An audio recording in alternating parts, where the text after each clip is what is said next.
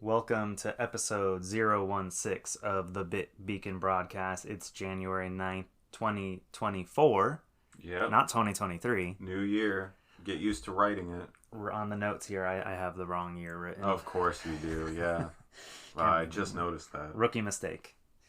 But we're back. It's actually the new year this time. Mm-hmm. Rick has returned from his Las Vegas vacation.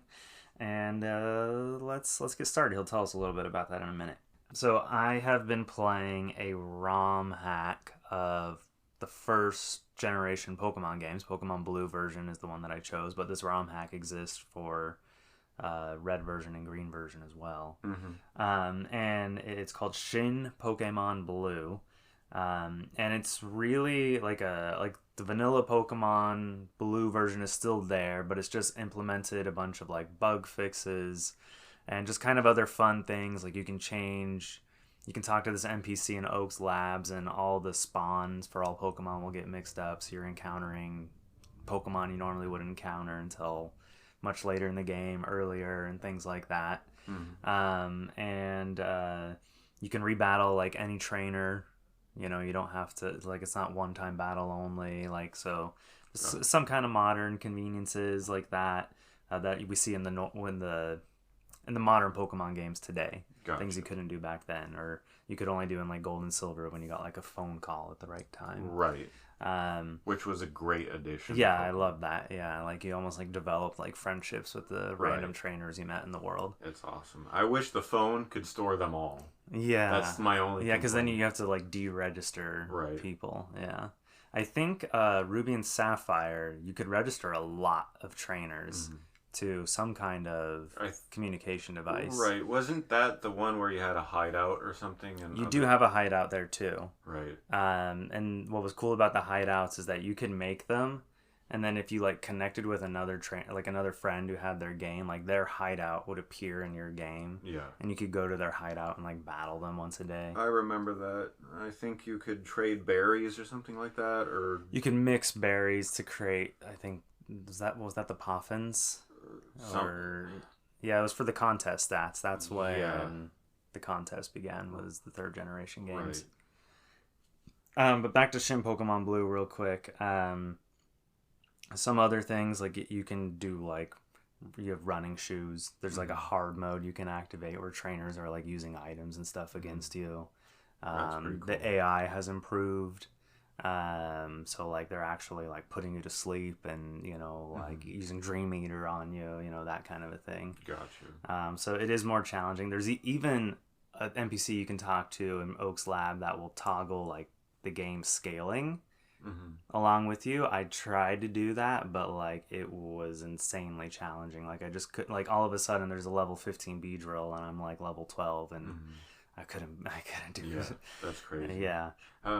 So who developed this ROM or mod? So it was developed by a group of people over several years. I don't have like the team's name or the group's name, but I know it was like a collaborative kind of thing. Where'd you get it though? You can download it on I think it's ROM hacking. Okay. It's a website that they don't have the hacked ROMs, they just have the patch files. That's all they do is host the patch files. Okay. You have to source your own ROM. Got it. I was able to use a ROM that I had obtained, you know, from my own cartridge. Ripped yourself. Yeah. But sometimes you'll find that like the patches are made for a very specific like version of the cart, you know, because a lot of NES games, Super Nintendo games, and even Game Boy games would get revisions, they would call them. Right. And so if you didn't have the right revision, then the patch wouldn't work, and then, I don't know, you'd have to go somewhere else to get your ROM file. Right. That plays into, like, retro game collecting a lot. Oh, yeah. You gotta, like, open carts and, like, look at... Like, there's no way on the cart, especially, you know... This is especially relevant for, like, NES and Game Boy. You know, Switch cartridges do the same thing. They release revision cartridges. So Yeah. like you'll find if you bought a game at launch compared to like years later, Right. the years later cartridge will likely have more of the patches There are already patches built that into you the don't ROM. even know Yeah. about that they just put it into manufacturing Yeah. and no one knows. Even PlayStation 1, I got a couple stories of like certain titles where like infamous stuff has happened. There's one Tiger Woods game on PS1 where initially it had like some explicit image like in the file Oh, wow. that you could dump on Windows, stuff like that. And then that was removed, through a revision. And it wasn't Silent Hill 2 the greatest hits or something like that? Didn't that have like a more... I think that's a little different. They added a sub-scenario that was Okay. about 3 hours of additional gameplay Okay. where you play as one of the side characters in the story. That was only available on the red label greatest hits Right, version okay. and not available on the black Was label. that like advertised? Not really. No. It's just a additional thing from the main menu. Okay. I think you access it after you beat the game. Gotcha. But that does make the red label more valuable than the black label, Which which is generally not the case. yeah, that's the reverse of the typical situation. Oftentimes I wonder if like the greatest hits version of a game is technically the more rare like they printed less copies of a greatest hits version than they did like the original. I've thought about that too. Especially for games that have sold like 20 million copies. Right. And it's like years later the greatest hits version comes out. Right. You think they printed another 20 million? No. I doubt it. No way. Yeah. One experience of mine that comes to mind, I own the greatest hit or player's choice version of Animal Crossing on GameCube. Right. And that one came with a memory card. And I don't know. The original one did It too. did? Okay. Yeah. I bought Animal Crossing on launch. It had a specific sticker on it. Yeah. It did? Okay. So does the other one. Yeah, that was like one of the things like appealing about that game. It was like, hey, a regular price game plus it comes with like a 52 slot memory card. It was that's like $20 in value. Yeah, right but I mean the game does require the whole entire space of the memory card. Pretty much, so,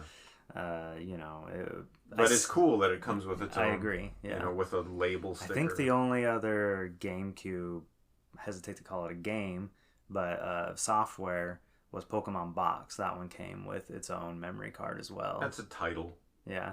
I mean, I know some people are like, that's not a game. You're right. Yeah, but I mean, it's part of the library. You got to be open-minded. So yeah, Shin Pokemon Blue. I've been playing that. I'm on the SSN right now. Oh, awesome. Yeah. So that's a good part in the game. Oh, yeah. Did you go check for Mew?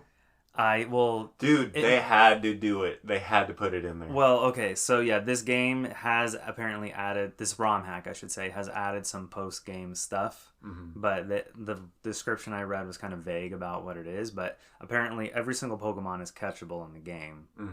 But in the original game, in order to ever get to the truck, you would have to like faint or teleport on the SSN. Yeah. So that way the ship wouldn't leave after you got the cut HM. That's the only way to do it legitimately. To get back to the truck. Right. So you surf and then go to the truck. Right. Yeah. If you had Game Shark, you could just, right. Give yourself surf. Yeah, early on. Right. Exactly. Or give yourself the badge that you need. Right. But yeah, you have to faint or you have to teleport off the SSN to be able to, like, have surf to get to that truck. But the fact that the truck exists always just boggled my mind. Because it's off screen. Why is it there? You can't see it. Yeah. And the official Nintendo Power Guide gives you that overworld map that's like all the screenshots put together. And it's there. You can see it. Yeah, so that was what led players to be like, how do we get to that What is going on with that dump truck? And it's like the only vehicle to appear in the entire game. It's so weird. And as a kid, it like influenced my view of dump trucks in the real world. Like I don't know. Like were you like checking under them for Mew? No, it would I don't know. It would just flash back in my mind to Pokemon Blue anytime I saw one, especially one parked. You know, just I don't know. Like the most mysterious Pokemon of all, Mew. Yeah, easily. Why would it be hiding under a truck? Yeah. And there's different versions of the rumor. Oh yeah. One you have to use strength. Yeah, that's the one I knew. You had to use surf to get over there, and then you had to use strength to push the truck. Right. When I read that rumor, I kid you not, I restarted one of the save files on my game, Yeah. and did a whole entire playthrough Yeah. just to get to that point. Right. And I remember surfing off the little wharf over to the side piece of land where the truck was at. I remember walking up to it. Mm-hmm. I think I was standing on the front side of the truck, or the back side. I can't remember. But anyways, I was on the side where I was supposed to stand, and then I use strength. You know, Pokemon uses strength, and then I start like pushing over on it, and nothing happened. Nothing. In my head, I was just ready for the truck to like move over, Yeah. and then that little Like, item icon, like the boulders that you use yeah, strength on. Yeah. and then the little item icon would just be sitting there on the ground, the Mhm. little thing that looks like a Pokeball, and I click on it and it'd be like Mew's added to your party, you know, Yeah. or something like that. Or Mew would be sitting there as an event Oh, encounter. okay. That was what I guess thought. like Mewtwo, yeah. Right. Yeah, I don't know. I always envisioned the item. Like, I would just pick up the Pokeball and Mew would become mine. If you were in middle school at this time, or you were I anywhere, was elementary still. yeah. Yeah. If you were between 4th and like 7th grade at this time, everyone at your school, this is what we were talking. Yeah. Everybody knew about this. Like everybody was discussing it. Everyone was giving their own version of Yeah. how it works, giving their own version of how to duplicate items in gold and silver. Like this is what went on. Mhm. And if you weren't part of that conversation, you were out of the loop. Yeah, like know? you had to be playing Pokemon Right. or you were a nobody. It was a very special time. Girls, boys, Yeah, it did. everyone Everyone came together. Transcended. Everyone came everything. together. Everyone came together to like tell me where the sleeping Snorlax is because I didn't know. You know, You showed up a little late to the party. I did, but I always do, Yeah, and that's my thing. fashionably late. Yeah, fashionably late. Exactly. The Richard story. But yeah, it was just a special time. I don't think it'll ever happen again. I don't think that they're doing that with Scarlet and Violet in elementary I mean, school. the internet ruins everything. Yeah, man. yeah. It's ruined. I mean, the internet existed back then, but it existed to perpetuate those rumors. Yeah, that's true. There was nobody debunking things. When we were in middle school, we had Game Facts. Yeah. And that was our big... And like they published anything. Like on the cheat section or the secret section, it was just filled with fan theories, like unverified junk. Right. Like I remember reading stuff about battling Professor Oak. Yeah. Like you would have to beat the Elite Four 150 times, and then you go back to the lab, and Professor Oak would be waiting there to battle you. I had a rumor that I believed in until I tried it, where in Gold and Silver, if you went into the room with Koga, Okay. because he has grass all over Yeah. in his... And then also, I think another version was in Lance's room in the Elite Four, and you use Sweet Scent. Mew or Celebi would appear or something like that. In the Elite Four room? Yeah. It didn't work. No. You remember, like, I keep using it. I ran out of PP. Right. But yeah, that just, man, flashbacks. So I would expect mods to like implement some of this. I hope so, yeah. I know one thing I appreciate that this mod isn't doing is it's not adding Pokemon that don't belong in the game there. Sure. That's one thing I don't like about Pokemon Mods. Yeah, like there's like some ROM hacks go too far for me. Sure. Like they like change the game too much. Mhm. Like I still want the essence of the original game to be there. I just want some like fun extras. And that's what this is so far. It's just like a remix version of Gen 1 Pokemon games, which is fun for me because I've played Gen 1 Pokemon games, 50 plus times probably. Right. So this is like a fun way to experience it a little different. I got one more rumor that just came back to me. Oh, I mean, I got another one too. So in Gold and Silver, I had heard a rumor that there's a key item, dynamite or whatever. Okay. Some explosive device that you could use to open up the unknown cavern where Mewtwo was. Okay. You know how in Gold and Silver that's like sealed off and Yeah. there's someone standing in front Yeah. of it? I heard a rumor that there's a way to get dynamite in your key item slot, and that guy moves, and you can go use the dynamite Okay. to get in and capture Mewtwo. Not in the game. No. Sad. There's also, if you look at them, because the Nintendo Power Guide also had like that overworld map that I described. On Cinnabar Island, the mountain has a lake with water. Yeah. It's just a rectangle of water that there's no way to access. Yeah. Without like. So I used when I had Game Shark for my game, and anywhere there's routes you can walk on, and they're like gated off, right? But you can see grass. There is grass on the other side, especially around like Pallet Town. Yes, especially around Pallet Town. And I remember like getting the Game Shark, getting the walk through walls code, and like going into that grass for the first time. Yeah. And then it would like a battle would start, but then it would crash. Really? Like there was like no encounter match or whatever. It's crazy though to think that there was like the battle system running. In that grass that's out of bounds. Yeah, those games, especially Gen 1, they seem particularly patchwork together. Like literally sewn on. Like they got it functioning, but like just barely. And you wouldn't know it with all these glitches and all, because that's what results from all that patchwork is glitches. Yep. That creates such an like essence of mystery. Yeah. Especially thinking about like missing no and stuff. Like you want to understand what that is. You want to like understand. Missing no only exists, or like the missing no we know only exists in like the American, like the North American or the America's copy of the game essentially. Right. In other languages like the European, you can't encounter missing no by surfing up and down Cinnabar. But in addition to missing no, you also encounter 2 Pokemon that are decided by the name that you typed in. Yeah. For me, it was level 150 Cloyster, and then a level 150. Who was the other one? It was Cloyster and someone else. I remember there was a playthrough I did where I was encountering like crazy I can't remember the level it was, but it was like Venusaurs, like wild Venusaurs up and down the coast. Mine might have been Blastoise. Okay. Yeah, just what? Do you remember behind Bill's house you could get Peekaboo? That rumor? Yeah. That was when like Meryl had just been seen in like Japanese magazines, and people were calling it Peekaboo. That was leading up to like Pokemon the first movie's release. Yeah. And Meryl, no one knew what it was.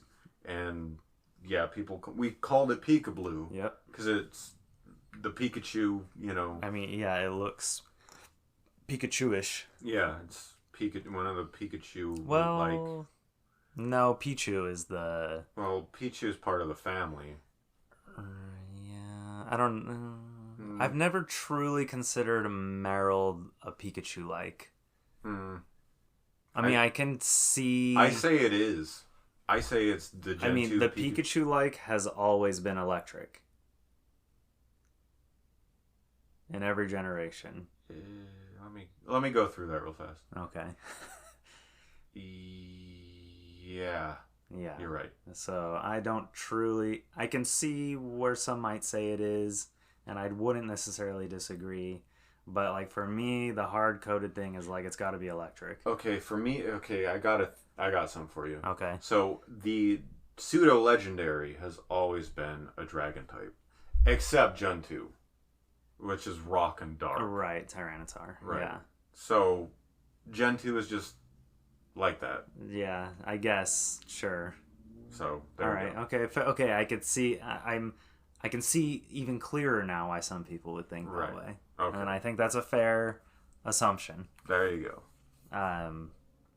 But I still stick to mine. It's got to be electric. Of course you do. But I understand why some people see it otherwise. Yeah. I got you.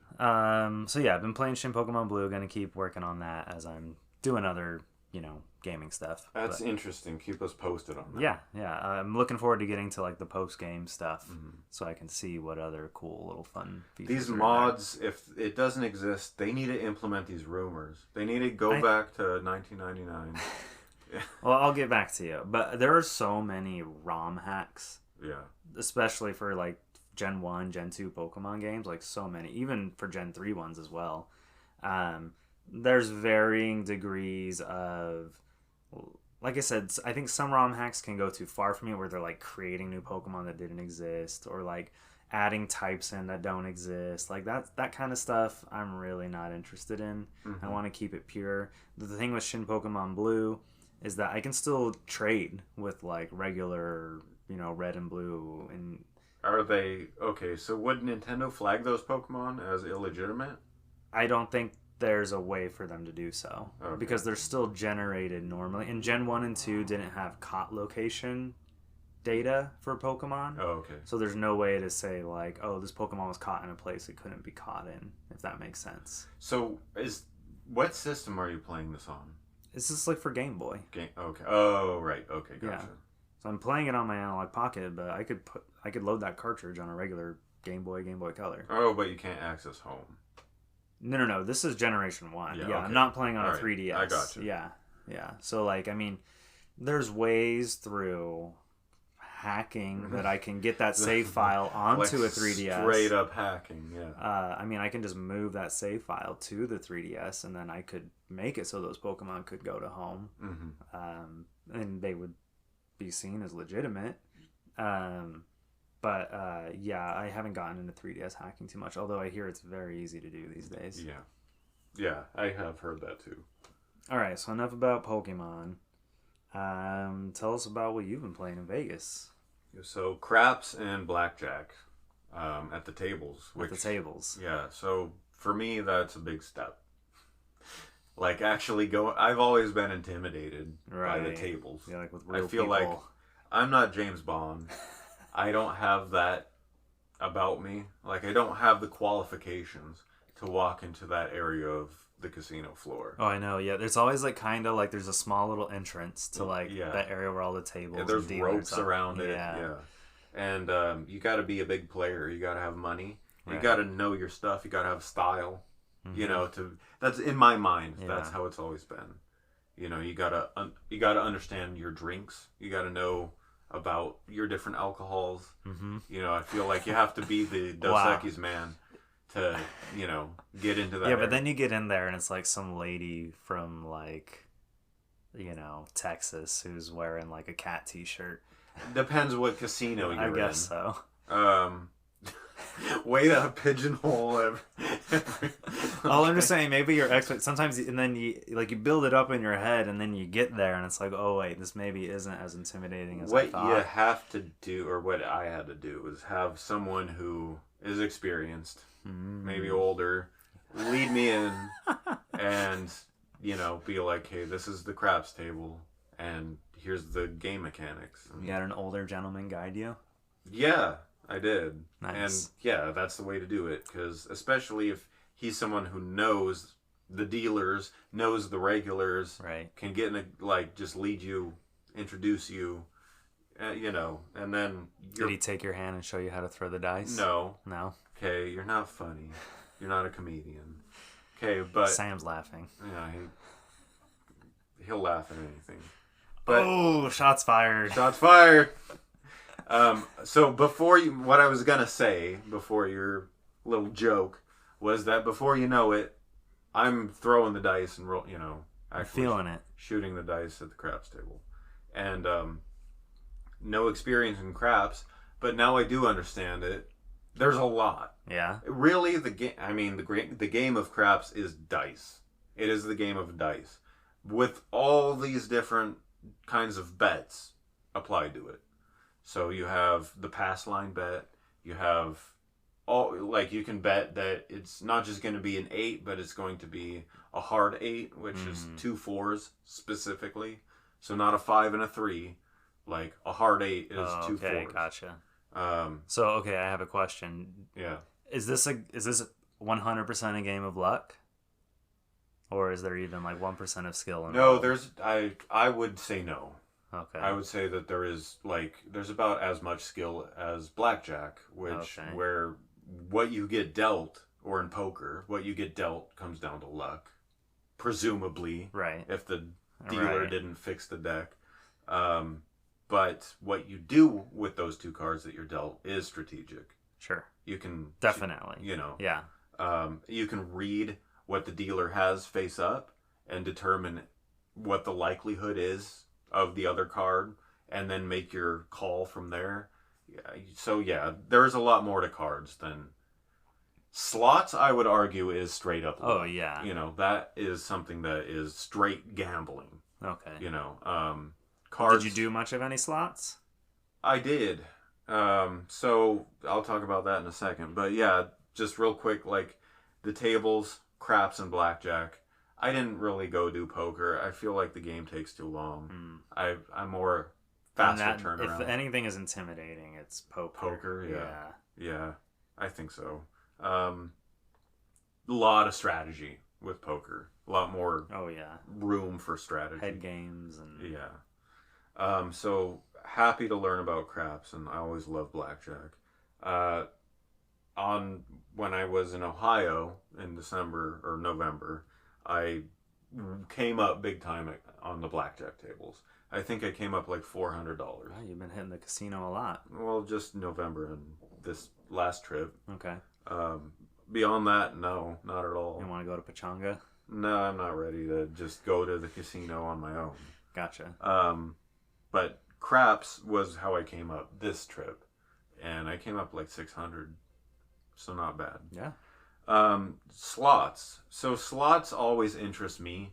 I am actually, I don't want to call myself passionate about it, but I like the idea of slot machines, and I like how seeing the evolution of slots. Would you say Pokemon maybe influenced your enjoyment of slot machines? I wouldn't deny it. Okay, that I had. I think there's a lot more, Sure. but yeah, Pokemon Gold and Silver with the casino and stuff, definitely. There was a games corner in Celadon City too. Yeah, in the original Yeah. games. But I think Pokemon Silver, there's the corn guy honking his horn. So yeah, the Goldenrod City game corner, I think for me was my first exposure to slots. When I think of slots in video games, I think of Danganronpa V3. I think that slot experience for me Okay. tops it all. Okay. Um, That's how you get the collectibles and stuff, right? yeah, Yeah. With yeah. the So Monochrome there's like coins. real incentive to do it. Right. In Pokemon, you could just buy the coins and get Yeah. Porygon. But yeah, in Danganronpa V3, you actually have to play slots. And what they did was put one slot machine that you have to go find that just pays out, pays out hard. And Oh, Dragon Quest too loves their oh yeah, digital or game gambling. yeah, which I appreciate. Yeah. And I feel like there's been an unfair crackdown on that because ESRB It has to be rated teen if it's going to Right. have gambling in it. right. Yeah. ESRB Yeah. exposing children to slots. So yeah, in certain versions of I think the Generation 3 and 4 Pokemon games, they had to remove yeah, the gambling stuff out of it, and instead like there's it was some like card tic-tac-toe games. type Yeah. crap, which Um, I mean is not as good. It's not as good. I mean, it's interesting that they didn't just like they actually made a new thing for us, Right. Rather than just like, oh, that house is closed, Right, like yeah. you can't even go into it or something. Yeah, you're right. I'd prefer that they did invent a new game that technically wasn't gambling. It's a mind game. Yeah, It was like Voltorbs and Magnemites. yeah, or Voltorb something. Flip, I think it's called. Something Yeah. like that. It was still fun enough. But Yeah. it didn't feel like the game corner in Goldenrod. Well, Dragon Quest still commits to providing Gambling. virtual gaming gambling. I like it. And there's this bit in Dragon Quest 11 where the first time you go to the casino, you will just find that you're winning a lot, and I wasn't sure what was going on, so I just kept playing for hours. I was like, oh my god, Yeah. I am making Bank. so much currency. Yeah. And then when I finally move on to the story bit, turns out the whole thing was like a hoax. And they take all of your winnings away. What? And I had spent like hours doing it. What? Yeah. And then later in the game, you get to the real Gambling casino. experience. Yeah, and it's much more challenging. Okay. And not as generous. I'm glad you told me that because I have that game in my backlog. Yeah, if you ever get around to it, the first time you get introduced to gambling, play around for it with a little bit. Don't get hooked. I'm winning. I'm up. Let's go. I remember feeling so hoodwinked. I mean, it was awesome. Yeah. It didn't feel awesome Right. in the moment. I was like, "Are you for real?" Like, it was like this, like, it turned out like the monsters were running it or something like that, and... I want to say I've had gaming experiences just like that. I don't have any examples that come to my mind off the top of my head, but I know I've been hoodwinked in similar fashion in games. Yeah, and it's like, in the moment, it's like, oh my god, I'm so annoyed or I'm so upset or whatever. Right. But then, like, it is something you do look like it's very memorable that it happened. You'll never forget that. Yeah. And that's what games like need to do. Yeah. That's what game design needs to do. It needs to create a moment that you'll never forget. You'll go to the grave remembering that. Yeah, and that's why I think some of these, I hate to bring up these Dark Souls kind of games. Mm-hmm. I think because players throw themselves at a boss over and over and They'll over, never they won't forget it when they finally, that time they beat it. Yeah. It's like exhilarating. Right. Yeah. Yeah, that's a good argument for those style of games. I think so. Even though I'm not particularly fond of them. I appreciate them. Yeah. I agree. I'm with you that it's not worth my time. But I appreciate them. And I appreciate people who play them. Yeah. I especially appreciate Neo because I actually have some experience with it. NIOH. Right. For those listening at home. Yes. Neo and Neo 2, right? Yeah, there's 2 games. So anyways, Vegas was awesome.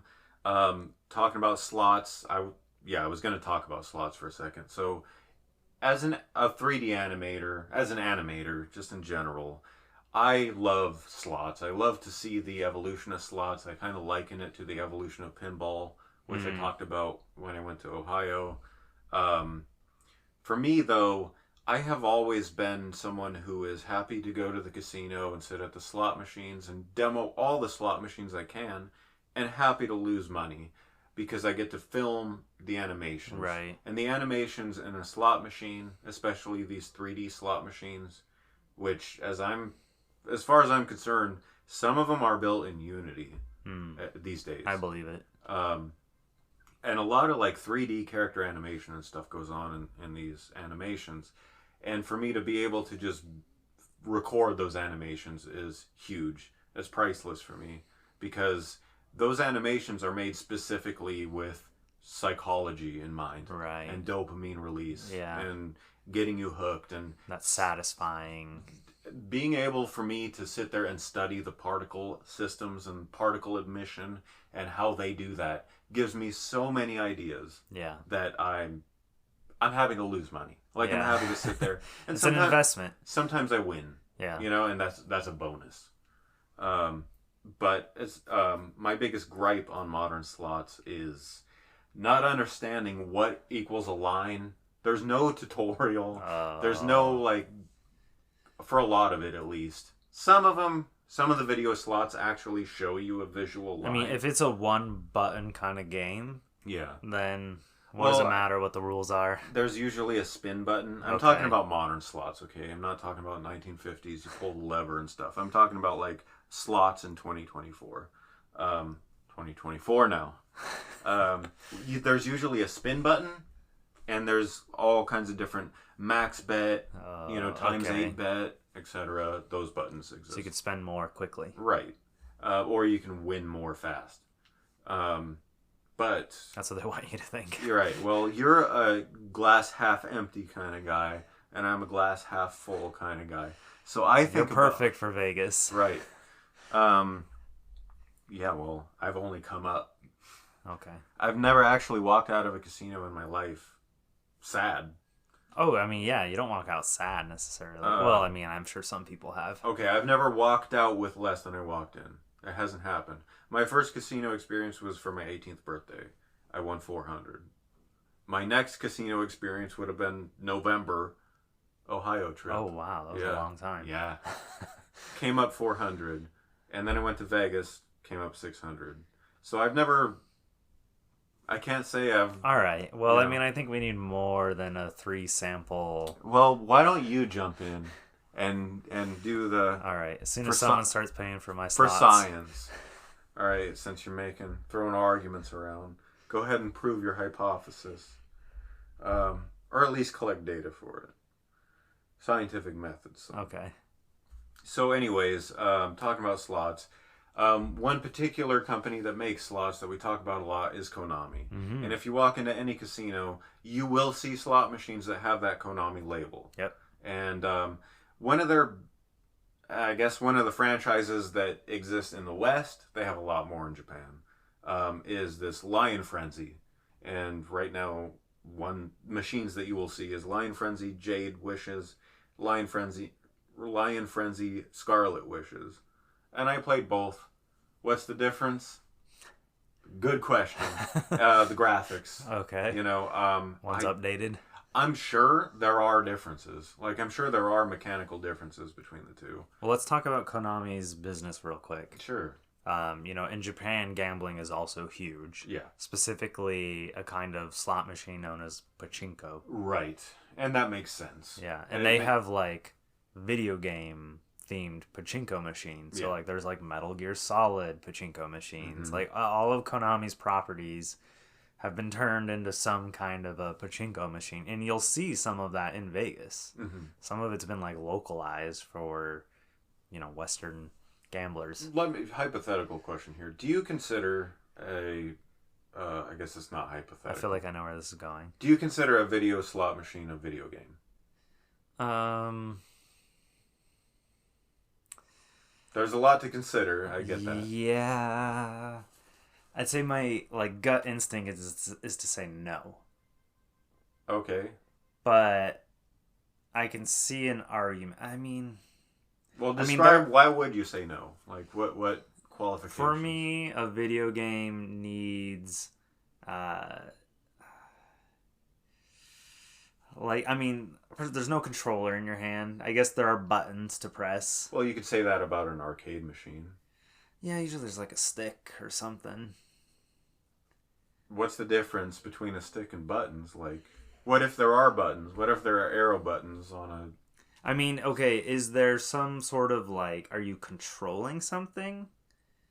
You mean like navigation?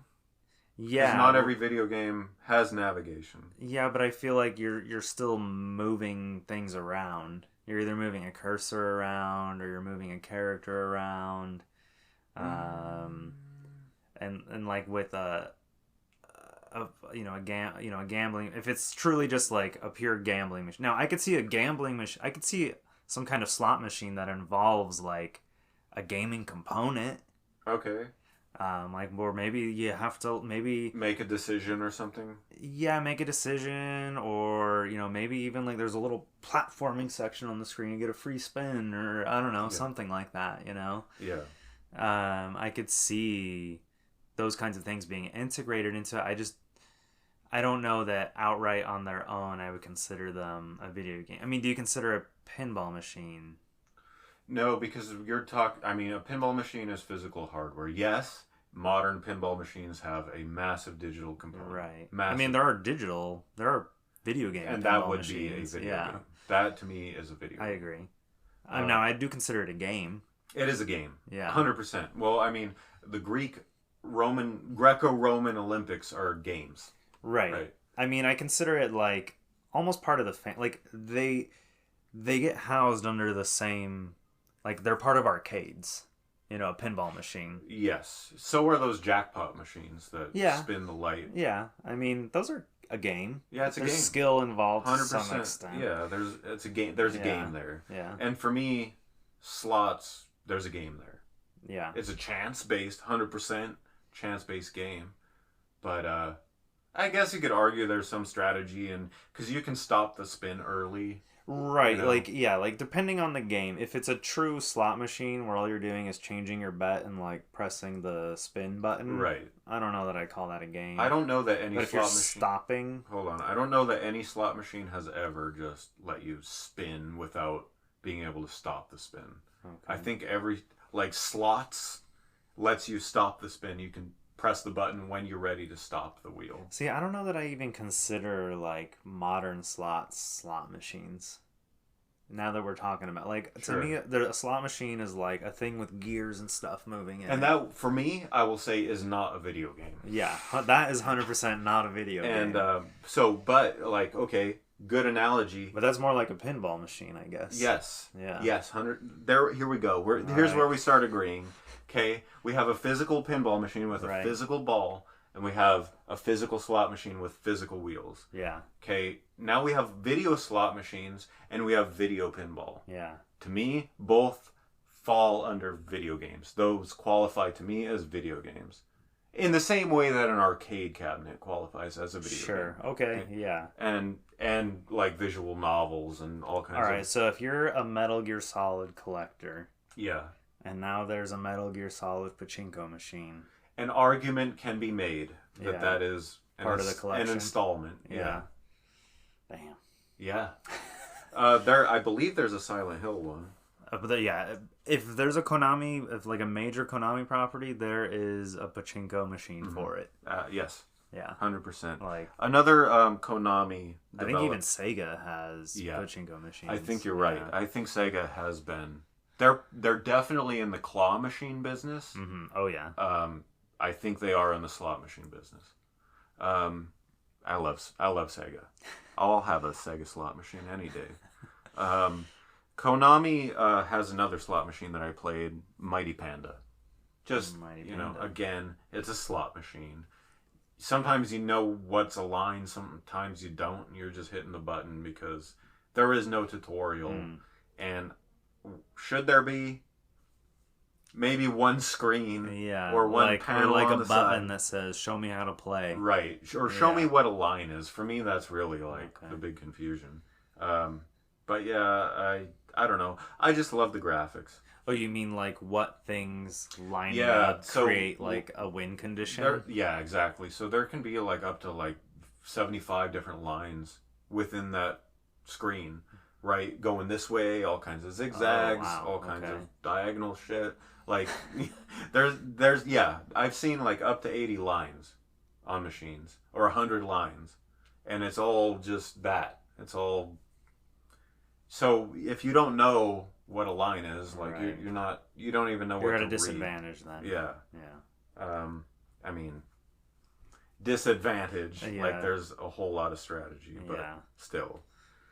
Anyways, I appreciate the slot machines. I appreciate the animation. There is something about walking around on like the floor of the casino and just all the lights. The noise. It feels like the third stage of a Sonic game. Well, of course. In Sonic 3D Blast there was Spring Stadium. In Sonic Adventure there was Casino Nights. In Sonic 3 there was Carnival Nights. Sonic 2. Sonic 2 had also some kind of casino stage, Casino or Carnival or that same amusement park. Exactly, yeah. But anyways, I could see myself, if not in the games industry right now, I could see myself doing like day job work for like a slot machine company. I mean, that's where money is probably most sure to be had. Yeah. I mean, I don't know how noble it is. I don't see it as unethical. I mean, you don't see... Okay, so let's look at Japan. Most major video game makers have licensed their properties for gambling purposes. Sure. Nintendo will not. They don't play That's there. Fine. Yeah. But Nintendo, I don't know what it is about them. They are very purist. They're very Puritan. There's like this moral... They're very Puritan. Yeah. They're Puritan when it comes to Super Smash Brothers. They're Puritan when it comes to any of their properties. They're Puritan when it comes to their copyright, Is protection. that admirable? I don't think so. No, you don't think so. No, I don't admire it. Okay, so you think if there's money to be made, they should be making it? No, I'm not saying go extreme the other direction. Okay. But, I mean, God, Lord knows they do with their merchandise. Oh, 100%. Yeah. And they're, did you go to their amusement park? No, I haven't been yet. Okay. Yeah. I guarantee you, when you walk in the door, you're going to be spending Disneyland prices. Oh, yeah. On stuff that you need for your collection. Like, it's a little different than Disneyland. Yeah. But, yeah, they're happy to take your money. So, no, I don't think that... I think it's all just branding image for them. I don't think that there's, like...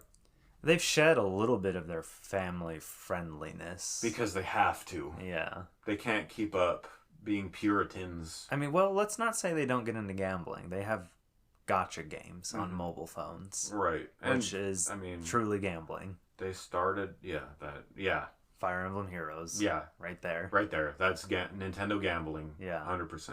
Also, they started as a card company. You know?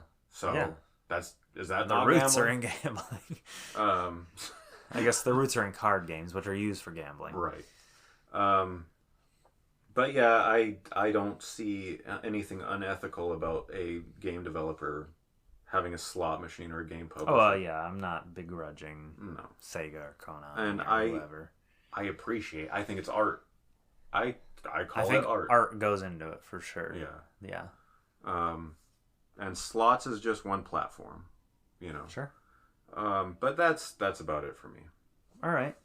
So we've wrapped up that. Let's move on to some news. This is kind of a fun human interest story. It got a lot of national attention. Major news outlets covered this story. Mm-hmm.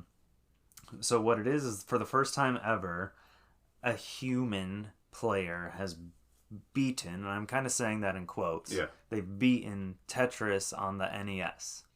13-year-old Willis Gibson, aka Blue Scooty, that's his handle. Yeah. Blue Scooty. Right. Like it. Has become the first human to ever reach the level 157 kill screen in Tetris.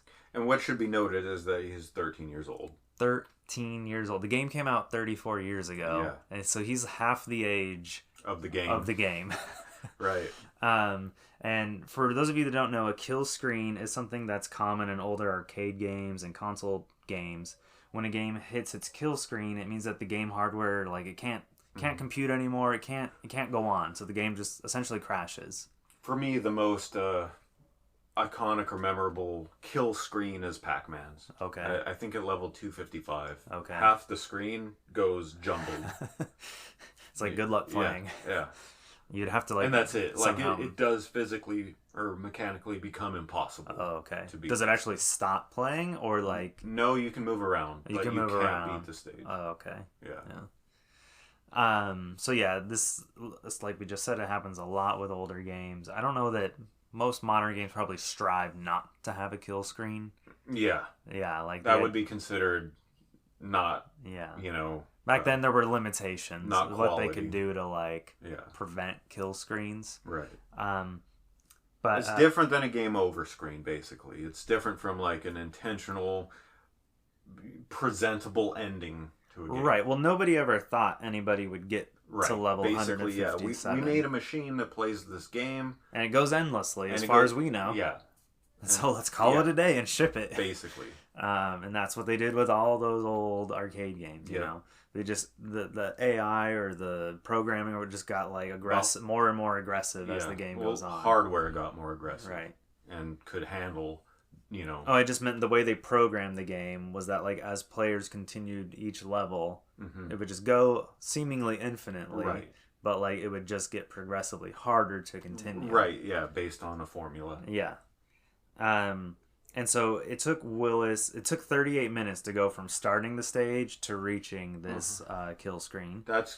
So from starting stage 157? No, from starting stage 1. Stage 1, okay. That's crazy. So stage 155 is where the first kill screen is at for NES Tetris. And that was his goal that night when he was starting this. He wanted to reach the 155 kill screen, which no one had ever done before. Right.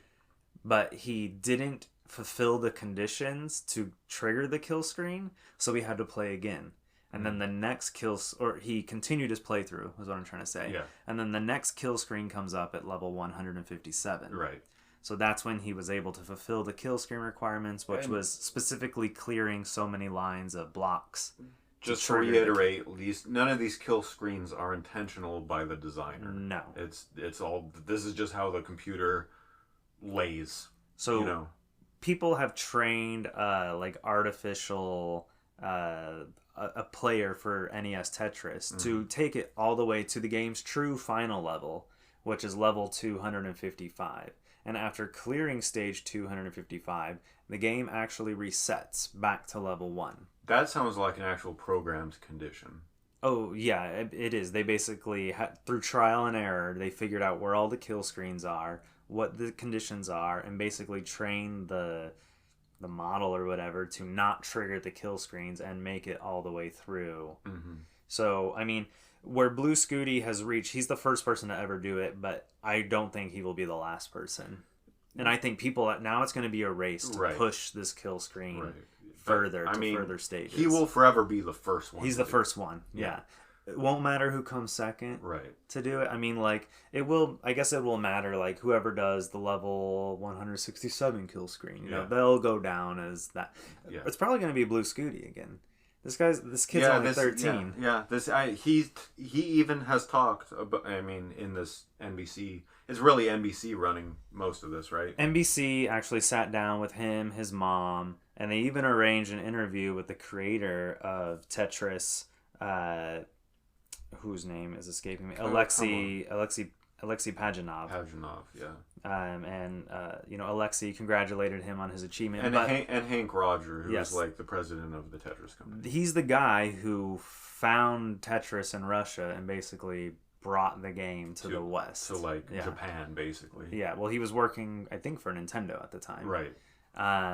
And they've become close partners. I think Well, Hank. Tetris launched with the Game Boy, and Nintendo had the Game Boy going on, Yeah. and that just worked out. So do you know? Did the NES port come after the Game Boy port? I want to say yes. I think Tetris debuted on Game Boy first, and then there was some drama with Sega and the Sega Master System version of it. That's why the Sega Master System version of Tetris goes for 5 digits. Okay. And Because Nintendo thought that they owned like the copyright to. they did own the copyright. Sega thought that they owned only a certain version or some limited version of it. Because originally Tetris is a game made for personal computers. Yeah.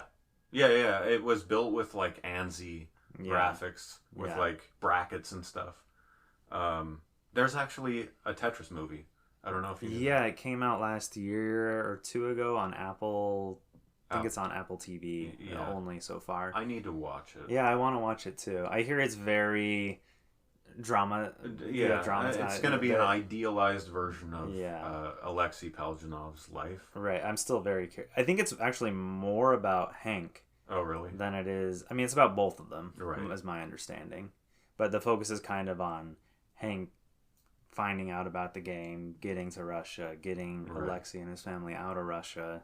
And I saw in the trailer, like, there's a scene in Japan where they're talking to the Nintendo executives and stuff, and they show them, like, the prototype the Game Boy. pre prototype of the Game Boy and stuff. Yeah, and it's all like hooked up to like wires. Yeah, like it's a Frankenstein.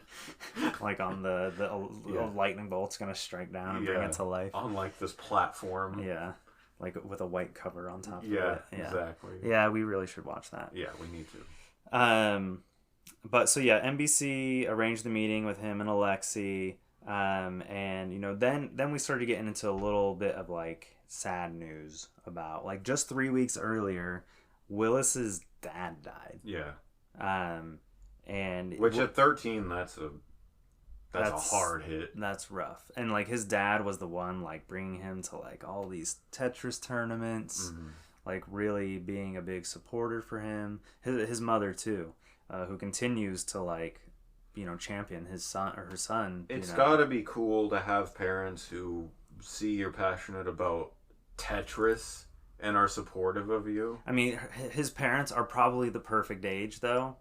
Probably our age, if we're being honest. Probably, yeah. Probably early to late 30s, and they probably grew up playing it on Game Boy and NES. No doubt. So it makes sense that they would be supportive, or like, if any parents would be supportive, it would be people our age. I think. Oh yeah. People who understand it. Definitely. And he's been a recent part of the Tetris community, and there's a big Tetris competitive community. There's like tournaments all over the place. There's a national, like officially like sanctioned like world championship that happens in Oregon or Washington. Well, Nintendo came out with that Tetris 99 or whatever on Switch. Tetris 99 on Switch, and then we have the Tetris Effect, which is also is another game. They have their own like Tetris Effect World Championship as well. That's made by that Japanese studio who's escaping, the one that made Rez. The voxel game. Yeah. Resogun, I thought. No, not Resogun. Okay. No. Rez. It's like an old like PS1 game. Okay. They ended up making like a remade new VR version of it. It's pretty wild. I don't.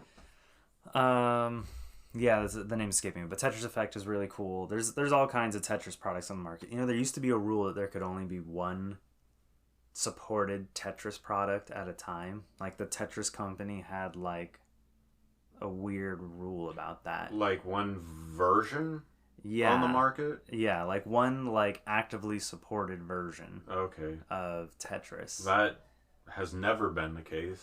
Well, I mean, what I'm saying is like when the DS one came out, that was like the one that they wouldn't no more Tetris games would come out until they had moved on from that one. And then once they moved past that one, then like everyone had to move on to the next one. Well, that's just how games work.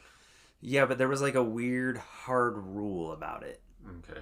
Like I don't know how else to describe it, but like they were like, oh no, like we can't have like if someone came up with an idea to like, okay, we're gonna do this like crossover game with Tetris, and it was like, okay, well no, we can't do that right now because we're behind this right now. I see. And most Tetris games aren't made by the Tetris company. Yeah. It's basically licensed to other. It would be an easy game to develop a installment for. Like there's not a lot.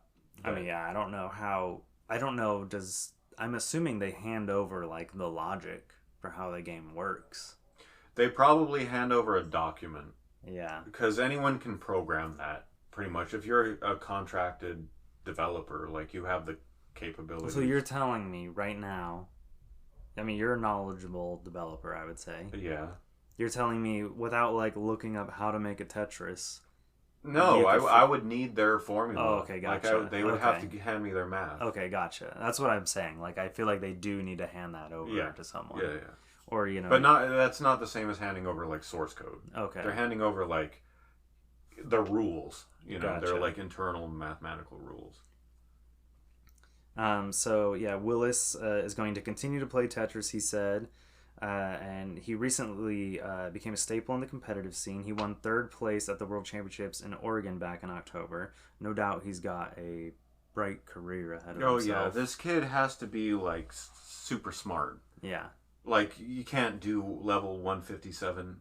I can't get past level 8. No, up until a couple years ago, players couldn't get past the 30s. Really? And then some new techniques were discovered. Yeah, he talked about rolling. Yeah, it has something to do with, like, tapping the back of the controller. It's so weird. So it showed in the NBC coverage, it showed him playing. Yeah. He's holding the NES control. And, okay, this kid is playing this on NES hardware. That's how, if you want to set records, you have to be playing on real hardware. Yeah. But, I mean, lends itself to my arguments about purism with hardware. Anyways, he's holding the controller upside down.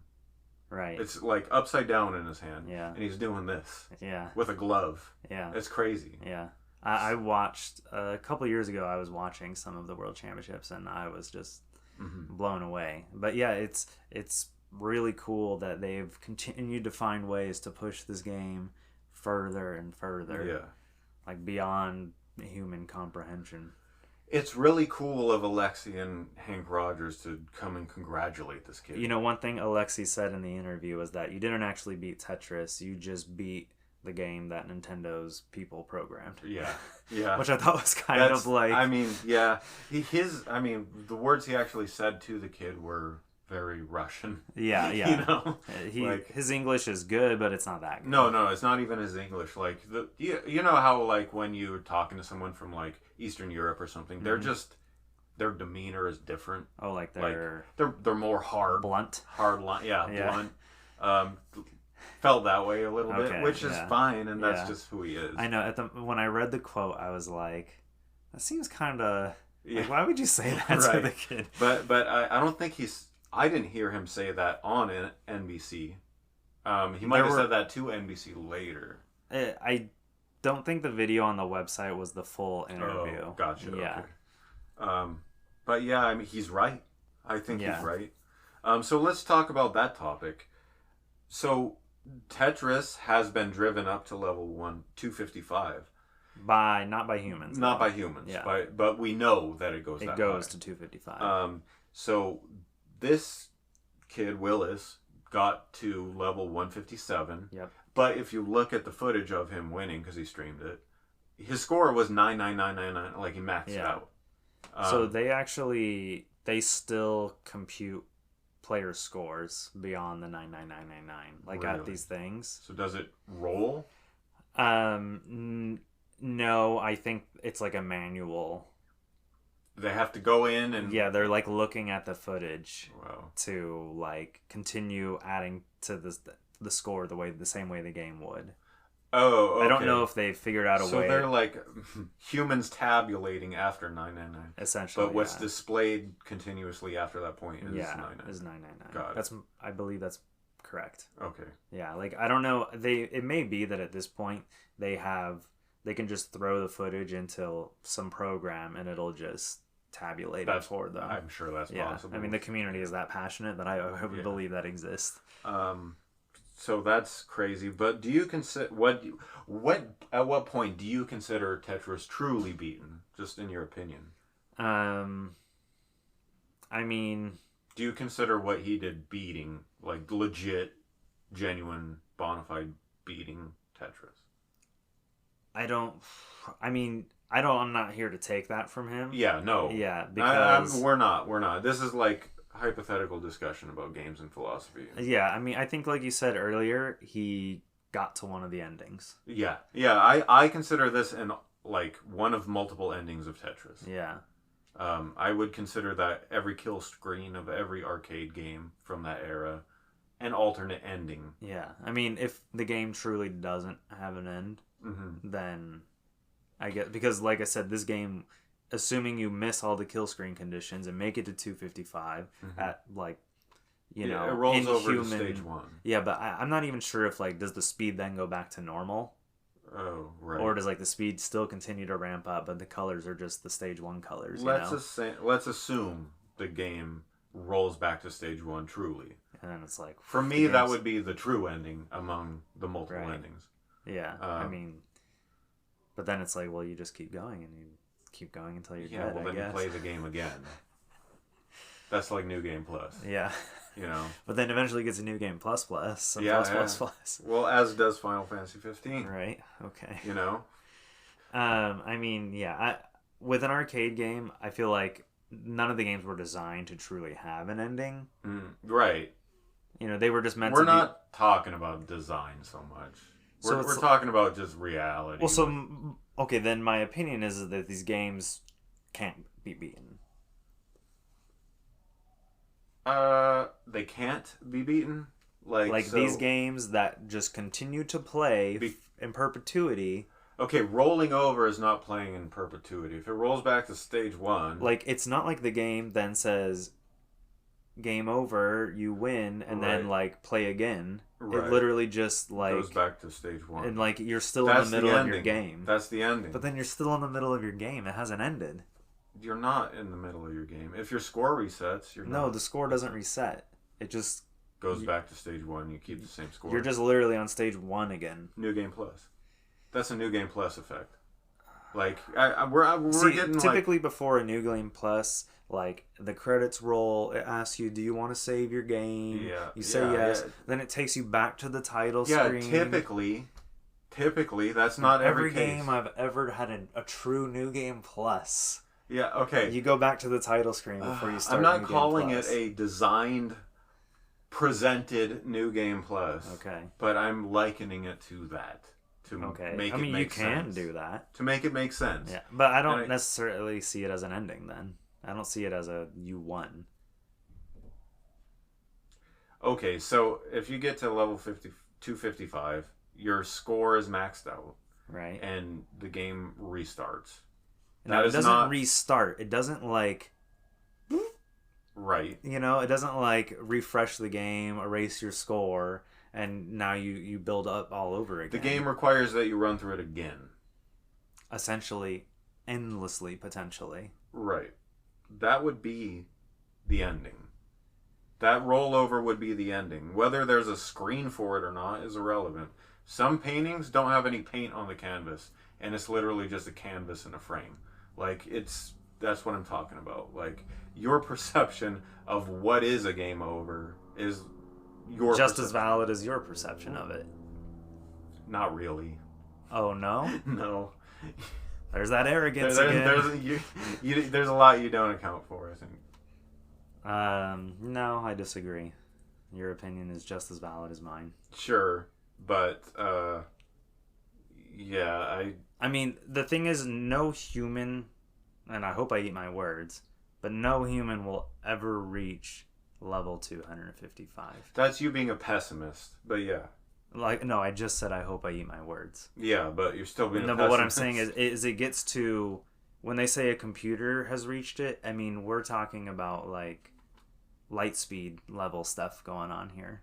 Yeah. Like yeah, it gets stupid fast. It's stupid fast at 157 that Willis got right. to. Yeah. But, like, ramp that up times 3. Yeah, but give humans 30 years. I have faith that it could be done. I don't think it will, and I hope it is. Yeah, that's you being a pessimist. No, you're hoping that it is, but you think it won't. I don't think it's so ultimately without any kind of tools to ultimately you are being negative. No, I'm not being negative. Yeah, I'm being hopeful. You're skirting it with hope, but you are being negative. No, I'm hopeful that I'm proven wrong. Okay. Either way, yeah, let's say a human does do it. Let's say that people memorize because that's how they do it. They get, these speedrunners. Well, I mean, the thing about Tetris is that you truly can't memorize it because it's not spitting out the same blocks every playthrough. You might be right. Yeah. The only thing you can memorize... For sure, there's a formula. For sure, it's one of 4. Or whatever. Yeah, blocks. I mean, I'm sure there's all kinds of conditions. I mean, maybe how quickly you get through the menu. You might be able to, like, always trigger the same. Yeah. But, I mean, we're talking about 50,000 blocks, by the time he's at level... I mean, I don't know what number it truly is, but, I mean, right. Can someone memorize the order of 50,000 blocks and count them while they're, like, playing at the same time? What I'm saying is... I think there's an element of luck. Yeah, sure, there's an element of luck, but if you understand the formula, and even though it spits out a random block every time, if you know the 4 different blocks, and you can immediately register what movement to do based on what comes out. If you play Tetris, you know that, like, the one you're always looking for is the straight line. Yeah. You're waiting on that straight line to show up. And sometimes it feels like it comes early, and sometimes it feels like you're waiting a while. Mm-hmm. But, like, it feels like the longer you're waiting, the more likely it is that it's going to come up. So there must be some kind of system in the game where it does, like, the probability starts to get higher over time that you're going to get the straight line. So I'm sure there's ways to manipulate that. I'm sure that's what they're doing already. Yeah. There have to be ways to, like, quote-unquote speedrun Tetris. And when I say speedrun, I mean implement the same kind of techniques that speedrunners... Right, yeah. I think the speedrunning community is going to see this Tetris... Like, with all the attention that this story has gotten nationally, worldwide even... Right. It's going to inspire a new way... Like, speedrunners who maybe don't play Tetris are going to, like, start looking at this game. Yeah. Because now people are looking at it, it's like, oh, wait, there's so many records waiting to be set with this game. Right. This kid, this 13-year-old, just set a record never achieved by a human. Right.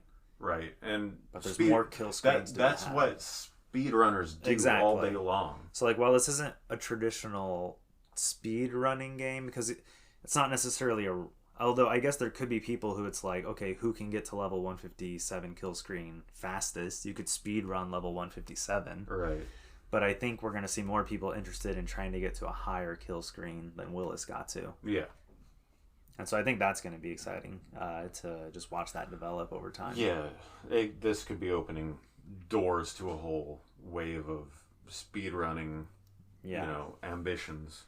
And, I've been seeing at these World Championships, it seems like the younger and younger people are the ones that are doing better, and you're seeing like the older players aging out. And when I say older, I'm talking about people in their like 20s. Right. It's like they just can't keep up with that 13-year-old brain. Yeah, well, kids will always have the most free time over adults. Yeah. So that might have something to do with it. True, and I know that these World Championships and stuff are not paying people's bills to no, they're not. Where someone could support a Nowhere family is and practicing for hours, 7 hours a day on Tetris. That's not paying your bills either. No. So I mean, yeah, I'm sure there's an element of like the amount of time needed. Although a lot of these people probably stream their attempts and stuff. Yeah, and I'm sure that does help. That could pay bills, yeah, depending on how entertaining and stuff you are, and how many people you got watching, But his family, his father recently passed away. Yeah.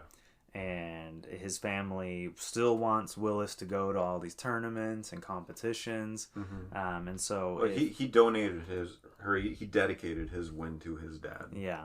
And now that they don't have that kind of income anymore, they are seeking anybody who wants to help, him pursue his dreams. There's you can find I believe a PayPal link, or a GoFundMe online if you search for, I keep struggling with his name because it's a last name. Willis. It's something simple. Willis Gibson. Willis Gibson, yeah. Yeah, 2 last names. Yeah. Pretty much. And Nintendo of America was also approached by NBC. Yeah. And had nothing to announce on this topic. Yeah, which is such a weird quote. Yeah, why would there be anything to announce? Yeah. Why would you not just say... Those are their words. I know, yeah. But, why wouldn't... why would... We have nothing to announce. No one's expecting a product announcement. Right. Just maybe say... Tetris Willis Edition or something like that. Yeah, it's just... Say something, Willis Gibson's Tetris? Mike Tyson Punch-Out? Right. Willis Gibson's Tetris. And it's like his signature, like Joe Montana's football. Yeah. He's holding the controller. His face with his Game Boy. Or whatever. Yeah. No, but, you think Nintendo could just say, congratulations. Yeah. Is that hard? But like we were saying earlier, Nintendo is so... It's less syllables than nothing to announce on this topic. Nintendo congratulates Willis Gibson on his tremendous achievement. Yeah, or just something. We appreciate... Send him a Switch in the mail or something, get some good PR out of it. I mean, if that's... If congratulations is too much trouble, I don't expect him to get a free Switch. But at least, just acknowledge the passion for the old products. Yeah, they're weird about acknowledging the passion for old products. Oh, yeah, they are. The way they are with Super Smash Brothers. They don't want to acknowledge the older games. It's whatever gamers get passionate about or develop a community around, Nintendo's no. That's just the feeling I get, just in general. Yeah. From Nintendo. They march to the beat of their own drum. And I'm sure there's people at Nintendo that are there and wanting to say congratulations. Right. But then they run it up the flagpole and they're like, no. Nobody says anything about this. Don't talk about it on social media. It's just bizarre. Don't tell your friends about it. That's just bizarre. Don't watch the news. Why? Why? I don't know. Why be that way? The article's blocked when you're at work. It's like they're angry that he's playing an old game or something. That's all I can think of. Yeah, I don't know. But we're going to take a quick break. We'll be right back. All right. We're back from our break. And before we jump into our next news topic, I want to jump back to Rick's Vegas trip real quick. Yeah. So we pre-recorded the episode the week before Rick left. Mm-hmm. We recorded it because you were going to be gone still when we would have normally recorded. I was in Vegas on Tuesday last week. So after we recorded the 2 episodes that we did back to back, I knew Rick was going to leave for Vegas in a couple days, and that he'd be having fun. Yeah. So it didn't bother him, didn't send him any messages, didn't want to harsh his buzz with Bitbeak and stuff. Mm-hmm. But I knew he was back after a few days, and I messaged him. Heard nothing. Yeah. Messaged him a day later. Heard nothing. It got to the point where I was like, if I don't hear back from you, I'm gonna have a wellness check conducted on you. I was expecting it. And I got so I mean, I started looking through like local news in Vegas to see if there were like car accidents and that you had like I'm not even that shouldn't be your first course of action. You should try calling like my grandmother or something before you. Well, I don't think I have Oma's phone, dude. Oh, Lily. Okay, well, eventually I did go down that route. Yeah. Well, okay, so first I was looking on, like, social media to see if it showed that you guys had been active or anything. Oh. And there was, like, no, like, it wasn't like, oh, seen 2 days ago or seen 3 hours ago or anything like that. So I was like, oh my God. He's dead. I was like, either they're dead in a car accident or yeah, something, like a mob hit. I don't know what's going on. we almost got struck by lightning on the way back because it was so I mean, storming. look, yeah. No, dude, I was seriously, I got just my girlfriend involved at one point, and I was like, what should I do? And I was like, okay, I had sent a text to your girlfriend, and she didn't reply. It had been like 4 or 5 hours since I heard back. Really? And so I hadn't heard anything. And so that's when I was like, I think we should go. I think I need to go down there. And she started getting concerned. She's like, let's go. And I was like, okay, let me give it till the end of the day. Okay. It's like, if I do not hear from Rick's girlfriend by the end of the day, I will go to their apartment tomorrow. Yeah. Because, like, I knew you were scheduled to work. Yeah. And I hadn't gotten a call from work. I hadn't been like, hey, Taylor, you know where your friend is? Or anything like that, you know? Yeah. So, but yeah, and then when your girlfriend finally responded to me, there was like a huge wave of like, whew. Yeah. You know, like I honestly thought I had upset you or something somehow. No. And that like you were just like annoyed with me for some reason, which that happens. Yeah. Or, you know, just any number of things could be going on. But when it went on for so long, that's when I was like, I just need to know that you're alive. If you don't ever want to talk to me again for some reason, that's okay. I just need to know that you didn't die. Yeah, no, I don't know. I probably should have done my due diligence and logged on to Facebook or something. Yeah, like on a computer and sent me a messenger. So what happened was while seeing Tone Loc and all these performers in Fremont Street, somehow my phone in my pocket got enough pressure on its screen to just pop the LCD unit, and couldn't use my phone and had to get it repaired. So that's what happened. I didn't have a phone. I wasn't able to even check my bank account or log on to Ravenheart or do anything. Yeah. So I just didn't have any contact with anyone. It was great. I'll be honest. Like, not getting bugged by anything. Right. Was great. Well, usually you're really good at responding to, like, some of our friend group will send like a group message out on a holiday or something, and usually you reply to this. I get selective about what I reply to. Yeah, but so when you didn't reply to the New Year's message that had gone out, I haven't even seen it. I know you haven't. You still don't have your phone. Right. So that was like, I was like, okay, well, he's not replying to me. He's not replying to anyone else. None of our group have heard from him. Yeah. So that's when I was like, he hasn't reached out to me. He hasn't thought to reach out to me on Facebook, which I thought was weird because you've done that before when your phone has broken in the past. Yeah, that, honestly, I should have. Well, what happened was my computer was buried under all kinds of. You just had no way to get online. Yeah. You didn't go to the library. I'm sure I could have like worked to get it online to message you, but I was I was enjoying the silence. Yeah, I mean, I didn't say much to you during the break. What ended up if when you get your phone back, I think there's only 3 or 4 messages I sent you, but it was the concern that built up was because like you had gone. It's not uncommon for you to take a day or 2 to get back to me. Like I'm used to that. Right. Yeah. You know, but like. Sometimes I kind of throw down the gauntlet and I'm like, hey, I need to hear from you on this. Right. And then you'll respond. Right. You know? I've rarely skipped that. Like, I'll usually say. Yeah. If I say, I need your input on this, you'll give it. Right. You know? So when you don't respond to that, and then you don't respond to me saying, I'm gonna have the cops come to your door and check on you. Yeah. That's when I was like, okay, something has happened here. Yeah. Yeah, my phone broke. His phone broke. Yeah. And that's something I had said to your girlfriend when I sent the text to her. I was like, hey, I don't know if his phone broke.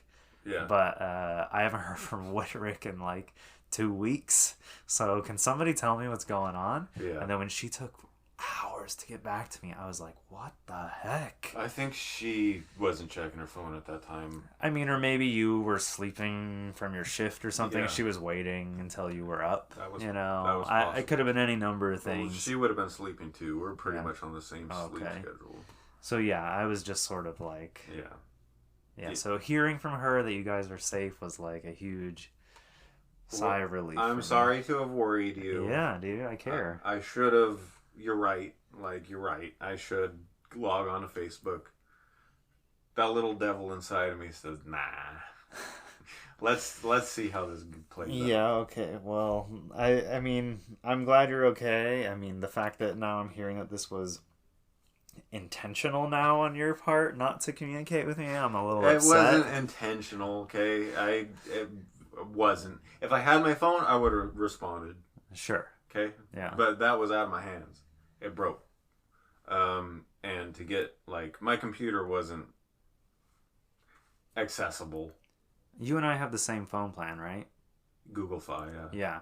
So, I don't know if you know this about Google Fi, but while your phone is off, you can actually log into their web interface and send text messages. Oh, really? Yeah. Oh, I didn't know that. Yeah, I should show you how to set that up. Okay. Anyways, we're going to jump back into the news now. Yeah. Continuing with our episode.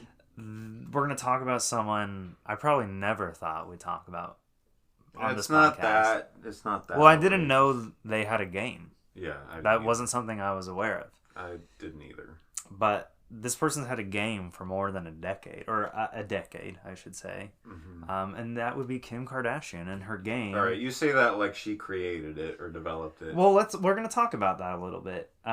So this game is called Kim Kardashian Hollywood. Mm-hmm. It's a mobile game. It's been around since 2014. iOS and Android. Yep. And it's officially shutting down as of sometime this April. Right. I think we have the exact April date. 8th is the date I think I saw.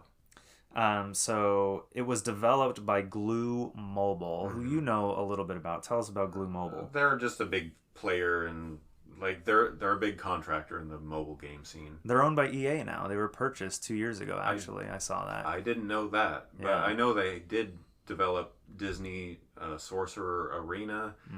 They have a mobile Deer Hunter installment. Oh, okay, the arcade game. Yeah, they did a Diner Dash. Okay. They own Diner Dash, I believe. Okay. And then they did a Gordon Ramsay tie-in to like Diner Dash restaurant, whatever. So Kim Kardashian Hollywood is a game that lets players move into Hollywood and befriend Kim Kardashian, who then guides players to stardom from club appearances and movies and TV shows and things like that. It's a 2D graphics, and I actually do kind of like the art style and stuff. It's very flash looking. Yes, very flash looking, very like Newgrounds kind of. The characters kind of look like not quite like Bratz dolls, but it's kind of got that. It's got that accentuated head size and stuff. Yeah. So Kim Kardashian would help lead them to stardom, and no doubt spend lots and lots of money on in-game purchases. Yep. So the end of service announcement for this game was originally announced on Glue's own user forums. I read through a lot of the comments, and many of them were like lamenting, the loss of the game and how it was so important to them. Well, it's an RPG, and as you know with RPGs, the whole point of the genre is to get invested in your character development and your, stat increases and, your inventory and all that your stuff. Clothing, your armor. In this case, your wardrobe. It sounds like an interesting game concept. I've never played it, but me either. If it was on like DS or something, I'd probably try it. Yeah, this is the kind of thing that would be, normally considered like a shovelware kind of DS license game. Right. But because it was on mobile and not DS, they were able to milk it for millions of dollars. I think I read something in the first year. Yeah, first 5 days, 1.8 million. The first year, it made almost $50 million. That's crazy. Yeah. And over 10 years, it probably made multiple hundreds of millions, if not. So she's not sad at all. Well, while I was reading the forums, I came across this one comment from user bad_girl_Julia, who said, I don't understand why after paying money for things that were supposed to stay with me, it turned out that they were lost forever. Mm-hmm. I saw this girl who wrote to Apple support and expects a refund. How can this be done? So, I mean, just responding myself to Bad Girl Julia, I'm going to say, how could you not think that this was going to go away at some point? It's all online. Yep. Did you think the server was going to run for eternity? Yeah. Like the way she's replying to it makes it's almost like they're real close to her. Right. Yeah. Which I'm sure is kind of the sentiment for a lot of users. And she's probably learning this lesson that we've been warning people about. Our whole podcast has been about this. These online only games go away. And this is like, if we didn't bring this up, I was going to say at the end, like, let's talk about the elephant in the room, basically. Yeah. But, this is the message of the story. Like, this online, always online stuff, digital only, etc., it goes away. Like, it's not on your disc, it's not on your cartridge, it's not on your hard drive, it's going to go away. It's on someone else's server. And so it's temporary. Yeah. Your purchases are temporary, your digital goods are temporary. You're not getting a refund You're not getting a refund unless the developer or publisher does something really freaking cool and makes it a physical offline game at the end. Right. You're done. Like, it's gone. Yeah. The moral of the story is don't get into an online only game if you're not going to ultimately be at peace with it going away. Right. If you can't, filter that out and, separate it from what you normally like, then just stay away from it. For me, with Honkai Star Rail, I've just resolved to not spend money. I'm going to put as much time as I want, but I'm not going to spend any real money. Pokemon Go, different story. You're investing in something a little bit different. Yeah, things can come out of it. Yeah, exactly. I feel you on that. So Kim actually was approached by TMZ, and she provided a statement to them about the game's end of service. She has this to say. I'm so grateful from the bottom of my heart to everyone who has loved and played Kim Kardashian Hollywood in the past 10 years. This journey has meant so much to me, but I've realized that it's time to focus that energy into other passions. Yeah, so I want to thank the Glue team and the many people behind the scenes who have worked diligently on making it a success. I will be forever inspired by this community that we built together. All right, so before we maybe criticize her, she does give props to the developers, the people who actually made the game. Yeah. But she does also seemingly insinuate that this ate up a significant amount of her free time or something. Yeah, right. Okay, so I'm not gonna hate on her at all. Right. And I'm just gonna point out the things that I see in this quote. First of all, I don't know who wrote this. It could have been her PR team. It could have been her. Could have been ChatGPT. Yeah, it could have been ChatGPT for all we know. Things jump out at me like lines. Okay, the biggest. This journey has meant so much to me. What journey? Like, what are you talking about? So I did a little digging into how involved she was. Mm-hmm. So at the time when this game was being made and published originally, the president, CEO of Glue Mobile, I don't have his name offhand, but he said that she was intimately involved. Mm-hmm. She approved all the avatar clothing items. She helped, she gave her input, so on and so forth. So I actually started watching clips of the Kardashians where she actually talks about this game. Oh, really? Yeah. Okay. And I'm backing you up here. She was totally. Well, it does make sense that she would use her TV show Yeah, to promote Okay, her yeah. game. There's the whole commercial angle, but she did ask her sisters for cameos. Like, she did get her family involved. Right. There was some passion on her part, like, for real. I see her as, like, in real life as probably being more of like a businesswoman. Oh, like, she is. If we consider Paris Hilton, she was on The Simple Life and had this whole persona built up in public where she looked dumb or whatever you want to call it. Right. In real life, Paris Hilton is a businesswoman. Sure. She's a CEO and she's cold, like business cold. Yeah. She's not dumb. No, it's just a persona. Yeah. And I kind of see Kim being the same way. Similar in that regard. Maybe not as... Yeah, I mean, she didn't really play up the I'm stupid stuff. Yeah, I agree. Yeah. I agree. I mean, no, that whole family has... Her dad was OJ's lawyer. Her mother is a businesswoman. Yeah. Kim has, all the influences she needed to succeed and be educated on how to run a business. Right. And how to run an empire, basically. Right. But this quote is like, for me, the past 10 years, I want to thank the Glue team. Okay, I appreciate her thanking the developer. I will forever be inspired by this community that we built.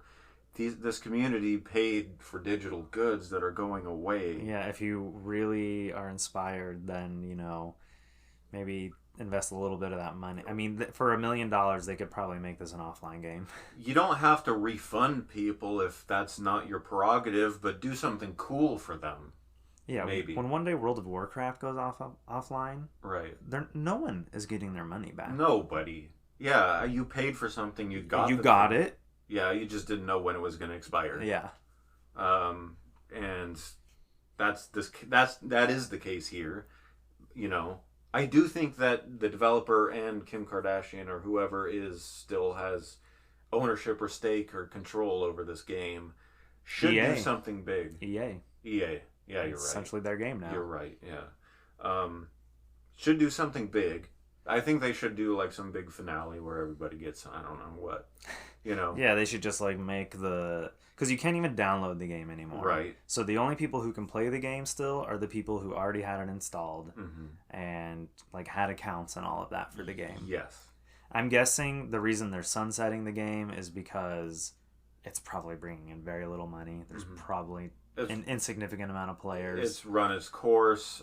Cost of upkeep exceeds, Yeah, I mean, like maybe there's like old, like they're running on computers from 2012. Yeah, that the made engine this game. would need an update or something in the near future. The fact that it's still working on like current day Apple devices means that they have been updating it because Apple has these really strict things where every few generations, I know about those. All the apps have to be updated or they won't publish them anymore. Having launched on the App Store, I know very well how stringent those rules are. And you're right. In the case of this game, though, I think there's a multitude of reasons they could be sunsetting it. It could be technical. It could be technical requirements. It could be cost requirements. Or it could just be that it just ran its course and interest is down to the point where it's just not worth the publisher's time and attention. I mean, Kim Kardashian is still seemingly very relevant. Yeah, she is. But I mean, maybe not in the same way she was, 10 years ago. Right. Like, it's like it's a different phase, right. Yeah, true. She's not interested in this, like, phony... Well, she's going to school for law degrees to become an attorney or something like that. Or she already passed her bar test or something like that. I remember hearing about that some years ago. I don't know. I mean, passing the bar is not an easy feat. My understanding is that she didn't go to school. She, like, studied under a lawyer. Okay. Yeah. Like an apprenticeship or something. That kind of a thing. So she kind of skipped the law school and did like some kind of apprenticeship program. One way to do it. Yeah. I mean, I don't know if she actually passed the bar or not. Oh. But, yeah, I do remember hearing about that several years ago. But getting back to how they are sunsetting this, I do want to say that I respect that they are preventing future downloads, preventing more in-app purchases Yeah, going you can't forward. spend any money in the Right. game anymore. And it's you have access to the game until April 8th. Right. And which means that that's assuming you've already downloaded it. So not just waiting to block people from spending more money all the way up until, This is a fairly, I mean, sure, yeah, they could have just let people keep spending money, right. but this is pretty normal in the freemium space. When a game announces their end of service, typically, yes, you can no longer block. You can spend whatever premium currency you still have, but if you haven't spent it, or if you want to buy more, you can't. You can't, right? Yeah. So I mean, it's not abnormal. I mean, they are giving people essentially 3 months notice. So there's 3 more months to enjoy the game. Right. Make your peace with it. Right. Which is sad.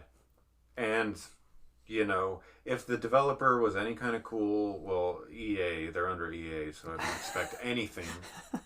I don't expect anything.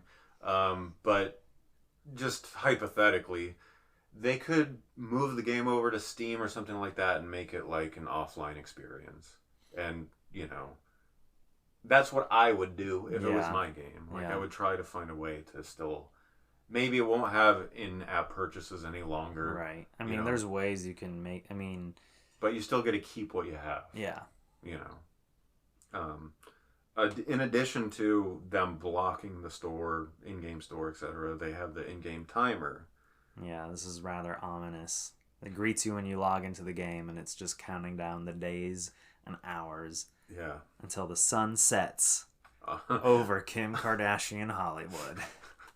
Yeah.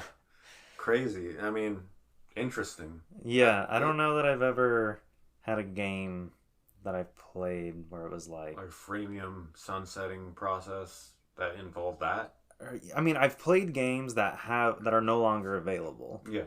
But I don't think I've ever been playing a game up until that last moment. Yeah. People are going to be logged in at watch. Oh, yeah.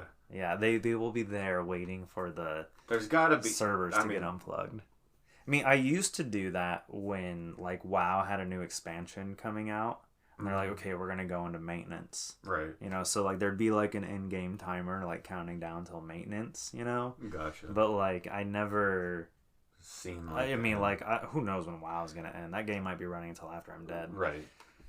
But I mean, I don't know. I feel like that moment would be worth one last animation or something from the developer. Like like it's like Kim comes up, her avatar or something. There's and fireworks. Of course, fireworks. There's got to be something. Champagne, like we're doing a little toast with your character. The Hollywood sign or something, which is copyrighted, by the way. So maybe, probably maybe not. They could just have the word Holly in the background. Or just part of the sign. Something. Just something. Yeah. Little 10-second. I mean, I've seen MMOs that, like, no longer function, and I've seen, like, recordings of, like, the games going down, and there are, like, things going on in the game leading up to...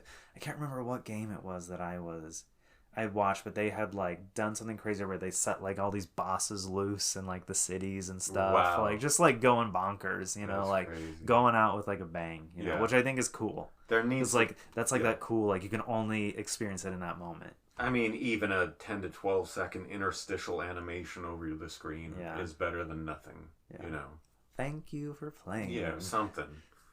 But yeah, I mean, good story. I like this topic. I have to admit that this episode, like, all the topics are, like, on point for me. Oh, well, thank you. They're good. In transmission.